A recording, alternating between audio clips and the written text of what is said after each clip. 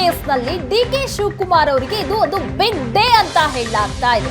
ಯಾಕೆ ಹಾಗಾದ್ರೆ ಅಕ್ರಮ ಆಸ್ತಿ ಆರೋಪ ಕೇಸ್ನಲ್ಲಿ ಡಿಕೆ ಶಿವಕುಮಾರ್ ಅವರಿಗೆ ಇದು ಮಹತ್ವವಾದ ದಿನ. ಡಿಸಿಎಂ ಡಿಕೆ ಶಿವಕುಮಾರ್ಗೆ ಸಿಬಿಐ ತನಿಖೆ ಭವಿಷ್ಯ ಏನಾಗುತ್ತೆ? ಹಾಗಾದ್ರೆ ಸಿಬಿಐ ತನಿಖೆ ಅನುಮತಿ ವಾಪಸ್ ನಿರ್ಧಾರವನ್ನ ಪ್ರಶ್ನಿಸಲಾಗಿದೆ ಪಿಐಎಲ್ ಮೂಲಕ.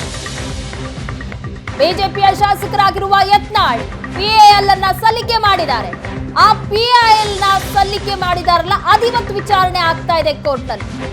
ಹೈಕೋರ್ಟ್ ಏಕಸದಸ್ಯ ಪೀಠದಲ್ಲಿ ಯತ್ನಾಳ್ ಅರ್ಜಿಯನ್ನ ವಿಚಾರಣೆ ಮಾಡಲಾಗುತ್ತೆ. ಸರ್ಕಾರದ ಒಪ್ಪಿಗೆಯನ್ನ ಹಿಂಪಡೆದ ಆದೇಶವನ್ನ ರದ್ದುಪಡಿಸುವಂತೆ ಯತ್ನಾಳ್ ಅರ್ಜಿ ಹಾಕಿದ್ದಾರೆ ಹೈಕೋರ್ಟ್ನ ಏಕಸದಸ್ಯ ಪೀಠದಲ್ಲಿ. ಡಿಕೆಶಿ ವಿರುದ್ಧ ತನಿಖೆಯನ್ನ ಮುಂದುವರಿಸಬೇಕು ಅಂತ ಸೂಚಿಸುವಂತೆ ಮನವಿ ಮಾಡಿದ್ದಾರೆ.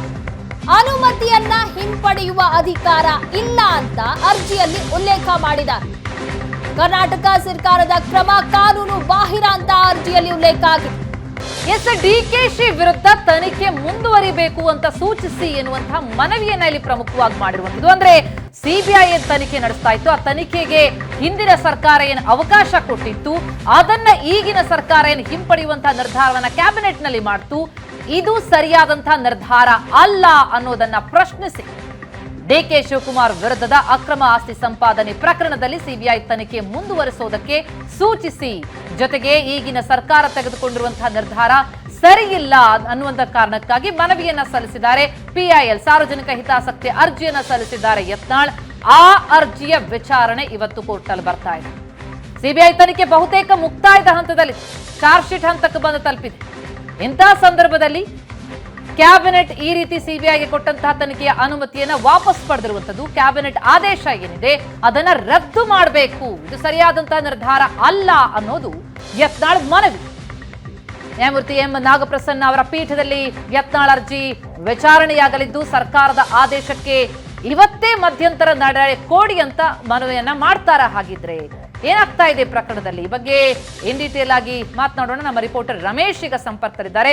ರಮೇಶ್, ಯತ್ನಾಳ್ ಈ ಹಿಂದೆ ಕೂಡ ಸರ್ಕಾರದ ಈ ಒಂದು ಅಧಿಕಾರ ಏನಿದೆ, ಸರ್ಕಾರ ಕ್ಯಾಬಿನೆಟ್ ಅಲ್ಲಿ ಒಂದು ನಿರ್ಣಯವನ್ನೇನು ತೆಗೆದುಕೊಂಡು ಸಿಬಿಐಗೆ ಕೊಟ್ಟಂತಹ ತನಿಖೆಗೆ ಕೊಟ್ಟ ಅನುಮತಿಯನ್ನ ವಾಪಸ್ ಪಡಿಬೇಕು ಅನ್ನೋದು ಅದನ್ನ ಪ್ರಶ್ನಿಸಿದ್ರು. ಆದ್ರೆ ಅದು ಮಧ್ಯಂತರ ಅರ್ಜಿಯಾಗಿತ್ತು, ಅದಕ್ಕೆ ಪುರಸ್ಕರಿಸಿರಲಿಲ್ಲ ಕೋರ್ಟ್. ಈಗ ಮತ್ತೆ ಹೊಸ ಅರ್ಜಿಯನ್ನು ಪಿಐಎಲ್ ಸಲ್ಲಿಸಿದ್ದಾರೆ.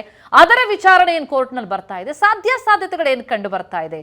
ಸಿಬಿಐ ತನಿಖೆ ನಡೆಸೋದಕ್ಕೆ ಯಾವುದೇ ಅಡ್ಡಿ ಇಲ್ಲ ಅಂತ ಈ ಹಿಂದೆ ಕೂಡ ಕೇಳಿ ಬಂದಿದೆ. ಆದ್ರೆ ಪ್ರಮುಖವಾಗಿ ಇಲ್ಲಿ ಯತ್ನಾಳ್ ಕ್ವೆಶ್ಚನ್ ಮಾಡ್ತಾ ಇರೋದು ಕ್ಯಾಬಿನೆಟ್ ನಿರ್ಣಯವನ್ನ. ನೀವು ಪೋಷಕರಾಗಲು ಕಾಯುತ್ತಿದ್ದೀರಾ? ಚಿಂತಿಸದಿರಿ. ಓಯಾಸಿಸ್ ಫರ್ಟಿಲಿಟಿ 90,000 ದಂಪತಿಗಳ ಜೀವನದಲ್ಲಿ ಸಂತೋಷವನ್ನು ತಂದಿದೆ. 7825893601ಗೆ ಕರೆ ಮಾಡಿ. ಅತ್ಯದ್ಭುತ ರಿಯಾಯಿತಿ ಪಡೆಯಿರಿ ಹಾಗೂ ಎಲ್ಲರಿಗೂ ಗುಡ್ ನ್ಯೂಸ್ ಕೊಡಿ. ಖಂಡಿತ ಪ್ರತಿಮಾ, ಡಿಕೆ ಶಿವಕುಮಾರ್ ವಿರುದ್ಧ ಏನೋ ಒಂದು ಆದಾಯಕ್ಕೂ ಮೀರಿದ ಆಸ್ತಿ ಗಳಿಕೆ ಪ್ರಕರಣವನ್ನೇನು ಸಿಬಿಐ ತನಿಖೆಯನ್ನ ಮಾಡ್ತಾ ಇದೆ.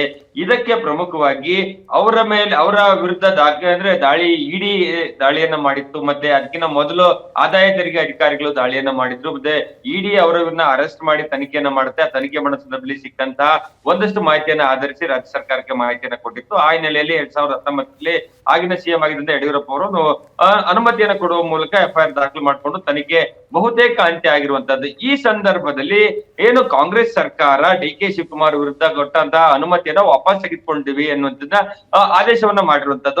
ಅದಕ್ಕೆ ಸಂಬಂಧಪಟ್ಟಂತೆ ಏನೋ ಕಳೆದ ವಾರ ಅಷ್ಟೇ ಏನೋ ಹೈಕೋರ್ಟ್ ನಲ್ಲಿ ವಿಭಾಗೀಯ ಪೀಠದಲ್ಲಿದ್ದಂತಹ ಒಂದಷ್ಟು ಅರ್ಜಿಯನ್ನ ವಾಪಸ್ ಪಡ್ಕೊಳ್ಳುವ ಮೂಲಕ ಡಿಕೆ ಶಿವಕುಮಾರ್ ಅವರು ತಮಗೆ ಇದ್ದಂತಹ ಒಂದೇನು ಆತಂಕ ಇತ್ತು, ಸಂಕಷ್ಟ ಇತ್ತು, ಅದರಿಂದ ಹೊರಗಡೆ ಬರುವಂತಹ ಒಂದು ಪ್ರಯತ್ನವನ್ನು ಕೂಡ ಮಾಡಿದ್ರು. ಆದ್ರೆ ಎಲ್ಲ ಒಂದ್ ಕಡೆ ರಾಜ್ಯ ಸರ್ಕಾರ ಕ್ಯಾಬಿನೆಟ್ ನಿರ್ಧಾರವನ್ನ ವಾಪಸ್ ತೆಗೆದುಕೊಂಡಿರುವಂತಹದ್ದು ಕಾನೂನು ಬಾಹಿರ ಅನ್ನುವಂತಹದ್ದು ಎಲ್ಲ ಕಾನೂನು ಪಡೆರು ಹೇಳ್ತಾ ಇರುವಂತಹದ್ದು. ಕೇವಲ ಬರೀ ಬಾಯಿ ಮಾತಿನಲ್ಲ, ಈ ಹಿಂದೆ ಸುಪ್ರೀಂ ಕೋರ್ಟ್ ಕೊಟ್ಟಂತ ಹಲವು ಪ್ರಕರಣಗಳ ಒಂದಿಷ್ಟು ಏನೋ ನಿದರ್ಶನಗಳು ಇಟ್ಕೊಂಡ್ರೆ ಅದರಲ್ಲಿ ಪ್ರಮುಖವಾಗಿ 1994 ಕಾಜಿ ಡೋರ್ಜಿ ಪ್ರಕರಣದಲ್ಲಿ ಕೂಡ ಸಿಕ್ಕಿಂ ರಾಜ್ಯದ ಮಾಜಿ ಸಿಎಂ ಆಗಿದ್ದಂತ ಭಂಡಾರಿ ವಿರುದ್ಧ ಕೂಡ ಇದೇ ರೀತಿ ಸಿಬಿಐ ಕೊಟ್ಟಂತ ಅನುಮತಿನ ವಾಪಸ್ ತೆಗೆದುಕೊಂಡಿದ್ದ ಕ್ರಮ ಏನಿದೆ ಅದು ಸರಿಯಾದ ಕ್ರಮ ಅಲ್ಲ ಅಂತ ಸುಪ್ರೀಂ ಕೋರ್ಟ್ ಕೂಡ ಹೇಳಿತ್ತು. ಮತ್ತೆ ಕೇರಳದಲ್ಲಿ ಕೂಡ ವಿಜ್ಞಾನಿ ನಂಬಿಯಾರ್ ಪ್ರಕರಣದಲ್ಲಿ ಕೂಡ ಇದೇ ರೀತಿಯಾದ ಸ್ಪಷ್ಟವಾದಂತಹ ವಿಚಾರವನ್ನ ಸುಪ್ರೀಂ ಕೋರ್ಟ್ ಹೇಳಿತ್ತು.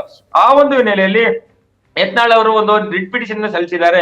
ರಿಟ್ ಪಿಟಿಷನ್ ಪ್ರಮುಖವಾಗಿರುವಂತದ್ದು ಏನಂದ್ರೆ ಎಲ್ಲ ಒಂದ್ ಕಡೆ ಈ ರೀತಿ ಕ್ಯಾಬಿನೆಟ್ ನಿರ್ಧಾರ ತೆಗೆದುಕೊಂಡಿರುವಂತದ್ದು ಕಾನೂನಿಗೆ ವಿರುದ್ಧವಾದದ್ದು, ಸುಪ್ರೀಂ ಕೋರ್ಟ್ ನ ಗೈಡ್ ಲೈನ್ಸ್ ಗೆ ವಿರುದ್ಧವಾಗಿ ತೆಗೆದುಕೊಂಡಿದ್ದಾರೆ. ಈಗಾಗಲೇ ತನಿಖೆ ಬಹುತೇಕ ಮುಕ್ತಾಯ ಹಂತದಲ್ಲಿರುವಂತದ್ದು. ಹಾಗಾಗಿ ತನಿಖೆಯನ್ನ ಅಂದ್ರೆ ದಾರಿ ತಪ್ಪಿಸುವಂತಹ ಒಂದು ಉದ್ದೇಶಕ್ಕಾಗಿ ಈ ರೀತಿಯಾಗಿ ಈ ರೀತಿ ನಿರ್ಧಾರವನ್ನು ಮಾಡಿರುವಂತದ್ದು. ಹಾಗಾಗಿ ಈ ಒಂದು ಕ್ಯಾಬಿನೆಟ್ ತೆಗೆದುಕೊಂಡ ನಿರ್ಧಾರವನ್ನ ರದ್ದುಪಡಿಸಬೇಕು ಅಂತ ಹೇಳಿ ಒಂದು ಪ್ರಮುಖವಾದಂತಹ ಒಂದು ವಾದವನ್ನು ಇಟ್ಟುಕೊಂಡು ಅರ್ಜಿಯನ್ನು ಸಲ್ಲಿಸಿರುವಂತದ್ದು. ಇವತ್ತು ಎಂ ನಾಗಪ್ರಸನ್ನ ಅವರ ಮುಂದೆ ಇವತ್ತು ವಿಚಾರಣೆಗೆ ಬರುತ್ತೆ. ಮೊದಲನೇ ದಿನದ ವಿಚಾರಣೆ ಬರ್ತಾ ಇರೋದ್ರಿಂದ ಇವತ್ತೇ ಅವರ ಪರ ವಕೀಲರು ಒಂದು ಮನವಿಯನ್ನ ಮಾಡಲು ಸಾಧ್ಯತೆ ಇರುವಂತದ್ದು. ಸುಪ್ರೀಂ ಕೋರ್ಟ್ ನ ಗೈಡ್ಲೈನ್ಸ್ ಗಳು, ಸುಪ್ರೀಂ ಕೋರ್ಟ್ ನ ಹಿಂದಿನ ಆದೇಶಗಳು ಸ್ಪಷ್ಟವಾಗಿರೋದ್ರಿಂದ ಈ ಒಂದು ಆದೇಶ ಏನಿದೆ ಅದು ಸರಿಯಾದಂತಹ ಆದೇಶ ಅಲ್ಲ, ಕ್ಯಾಬಿನೆಟ್ ಆದೇಶ.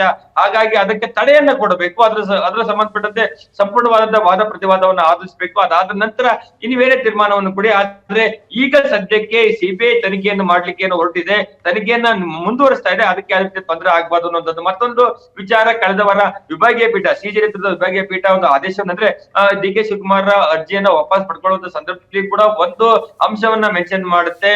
FIR ಮ್ಯಾಟ್ರಿಸ್ ಮೈಲ್ಸ್ ಅವೇ ಅನ್ನುವಂಥದ್ದು, ಅಂದ್ರೆ ಅದು ಮೈಲಿಗಳ ದೂರದಲ್ಲಿರುವಂತದ್ದು, ಅದಕ್ಕೂ ಇದಕ್ಕೂ ಸಂಬಂಧ ಇಲ್ಲ ಅನ್ನುವಂಥದ್ದನ್ನ ಹೇಳಿದ್ರು ಕೂಡ ಎಲ್ಲ ಒಂದ್ ಕಡೆ ಡಿ ಕೆ ಶಿವಕುಮಾರ್ ಅವರು ಕ್ಯಾಬಿನೆಟ್ ಆದೇಶವನ್ನು ಇಟ್ಕೊಂಡು ಸಂಕಷ್ಟದಿಂದ ಹೊರಗಡೆ ಬರುವಂತ ಪ್ರಯತ್ನವನ್ನ ಮಾಡಿತ್ತು. ಇದನ್ನ ಎಲ್ಲ ಒಂದ್ ಕಡೆ ರಾಜಕೀಯವಾಗಿ ತೆಗೆದುಕೊಂಡಂತ ಬಸನಗೌಡ ಪಾಟೀಲ್ ಯತ್ನಾಳ್ ಅವರು ಡಿ ಕೆ ಶಿವಕುಮಾರ್ ಪರವಾಗಿ ರಾಜ್ಯ ಸರ್ಕಾರ ನಿಂತಿದೆ, ಅದು ಸರಿಯಾದ ಕ್ರಮ ಅಲ್ಲ, ರಾಜ್ಯ ಸರ್ಕಾರ ತೆಗೆದುಕೊಂಡ ಕ್ರಮ ಕಾನೂನು ವಿರುದ್ಧವಾಗಿರುವಂತಹದ್ದು ಅನ್ನೋದನ್ನ ಸಾಬೀತು ಮಾಡ್ಲಿಕ್ಕೆ ಹೈಕೋರ್ಟ್ ಮುಂದೆ ಹೋಗಿರುವಂತದ್ದು. ಇವತ್ತು ವಿಚಾರಣೆಗೆ ಬರುವಂತ ಸಂದರ್ಭದಲ್ಲಿ ಹೈಕೋರ್ಟ್ ಈ ಕ್ಯಾಬಿನೆಟ್ ಆದೇಶವನ್ನ ಯಾವ ರೀತಿ ಅರ್ಥೈಸುತ್ತೆ, ಇವತ್ತೇ ಮಧ್ಯಂತರ ಆದೇಶವನ್ನ ಕೊಡ್ತಾ ಅಥವಾ ಏನೆಲ್ಲ ಆಗ್ಬೋದು ಅನ್ನುವಂಥದ್ದು ಭಾರಿ ಕುತೂಹಲ ಮೂಡಿಸಿರುವಂತಹದ್ದು.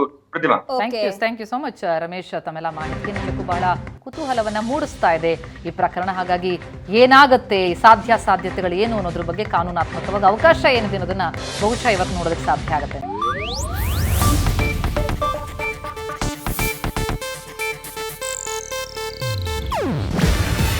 ಇದು ಏಷ್ಯಾನೆಟ್ ನ್ಯೂಸ್ ನೆಟ್ವರ್ಕ್ ಪ್ರಸ್ತುತಿ. ನೀವು ನೋಡ್ತಿದ್ದೀರಾ ಏಷ್ಯಾನೆಟ್ ಸುವರ್ಣ ನ್ಯೂಸ್.